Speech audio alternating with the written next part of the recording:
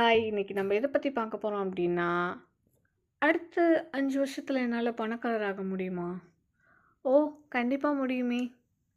ஆனா, அதுக்கு நீங்க சரியான நிதி பழக்கத்த ஃபாலோ பண்ணீங்க அப்டின்னா, கண்டிப்பா முடியும். ஒரு 10 ஹேபிட்ஸ பத்தி இந்த வீடியோல பார்க்கலாமா? இத நீங்க ஃபாலோ பண்ணீங்க அப்டின்னா, அடுத்த 5 வருஷத்துல உங்களோட லைஃபே மாறிடும். உங்களோட சம்பளத்த பத்தின தெளிவான திட்டம் ஃபர்ஸ்ட்டு இருக்கணும். பணம் வருது, போகுற மாதிரி இருந்துச்சு அப்டின்னா, எந்த அளவுக்கு நம்ம சம்பாரிச்சாலும் நம்மளால பணக்காரரா கண்டிப்பா ஆகவே முடியாது. ஸோ, எவ்ளோ சம்பாதிக்கிறீங்க? எவ்ளோ செலவிடுறீங்க? எவ்ளோ சேமிக்கிறீங்க? இத பத்தின டீட்டெயில்ஸ் கண்டிப்பா வச்சிருக்கணும்.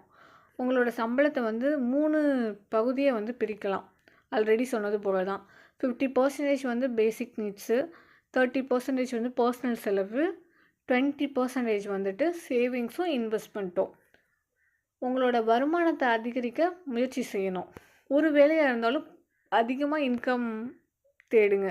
சைடு இன்கம், பேசிவ் இன்கம் இந்த மாதிரி ஆப்பர்ச்சுனிட்டிய பயன்படுத்துங்க. வீட்ல இருந்தே கூட நீங்க ஒரு ஸ்டார்ட் அப் மாதிரி ஏதாவது சின்ன தொழில் தொடங்கலாம். ஃபார் எக்ஸாம்பிள் ஃப்ரீலான்சிங்ல content writing, graphic designing, video editing இந்த மாதிரி ட்ரை பண்ணலாம். அப்படி இல்லைன்னா YouTube, blogging, affiliate marketing, print and demand இந்த மாதிரி ட்ரை பண்ணலாம். பணத்தை உங்களுக்காக வேலை செய்ய விடணும். என்ன சொல்ல வரேன் அப்படின்னா, இன்வெஸ்ட் பண்ணுங்கள். பணத்தை நீங்கள் பேங்க்லேயே வச்சுருந்தீங்கன்னா அது கண்டிப்பாக வளராது. இன்வெஸ்ட் பண்ணுறது ரொம்ப முக்கியம். ஒரு சின்ன ஸ்மால் அமௌண்ட்லேருந்தே ஸ்டார்ட் பண்ணலாம் இன்வெஸ்ட்மெண்ட்டை. ஈஸியஸ்ட்டு இன்வெஸ்ட்மெண்ட் பேஸ் பார்க்கலாமா? Stock market, mutual funds, SIP, real estate இந்த மாதிரி ட்ரை பண்ணுங்கள். தேவையில்லாத செலவை கட்டுப்படுத்த ட்ரை பண்ணணும். இப்போது அவசரமாக ஏதாவது பொருள் வாங்குகிறோம் அப்படின்னா அதை அவாய்ட் பண்ணுங்கள். எது உண்மையிலேயே உங்களுக்கு தேவைன்ற கேள்வியை நம்மக்கிட்ட வச்சிங்க அப்படின்னா கண்டிப்பாக உங்களால் தேவையில்லாத செலவு கட்டுப்படுத்த முடியும். ஒரு பொருள் வாங்க போகிறோம் அப்படின்னா 20 ஹவர்ஸ் வெயிட் பண்ணி அதை வாங்கலாமா வேணாமா அப்படின்ற மாதிரி யோசித்து ட்ரை பண்ணுங்கள். கடனை குறைக்கிறதுக்கு முயற்சி செய்யணும். நம்ம கடன்லேயே இருந்தோன்னா கண்டிப்பாக பணக்காரராக ஆகவே முடியாது. எவ்வளோக்கு எவ்வளோ சீக்கிரமாக நம்ம கடனை அடைக்கிறோமோ, குறிப்பாக என்ன சொல்ல வரேன் அப்படின்னா, credit card loan, personal loan இந்த மாதிரி இதை சீக்கிரமாக முடிச்சிடணும். வட்டி அதிகமாக இருக்க கடனை ஃபஸ்ட்டு அடைச்சிடணும். ஸோ அதுக்கு என்ன வே அப்படின்னா, உங்களோட சேலரியில் 70% கடன் அடைக்கிறதுக்கும் 30% சேமிச்சும் வைங்க. புதிய திறமையை கற்றுக்கணும். பணக்காரங்க எப்போவுமே புதிய விஷயத்த கற்றுப்பாங்க.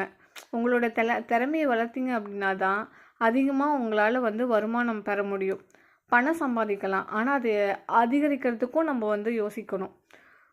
For example rich dad poor dad அது பணத்தை பற்றி எப்படி தெரிஞ்சுக்கலாம் அப்படிங்கிற மாதிரி அந்த புக்ஸை படித்து தெரிஞ்சுக்கலாம்.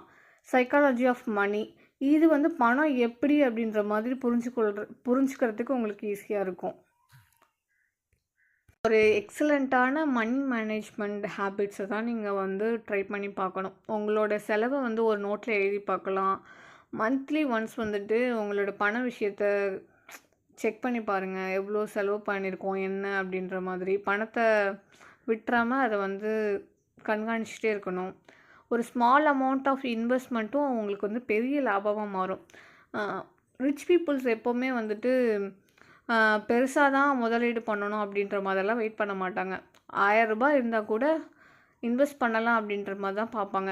இன்றைக்கி நீங்கள் சின்னதாக இன்வெஸ்ட் பண்ணீங்க அப்படின்னா நாளைக்கு அது ஒரு பெரிய ஒரு அமௌண்ட்டாக உங்களுக்கு வரும். இப்போது ஃபார் எக்ஸாம்பிள் டெய்லி ஒரு 100 ரூபாய் சேமித்து வச்சிங்க அப்படின்னா ஒரு வருடத்தில் 36,500 உங்களுக்கு கிடைக்கும்.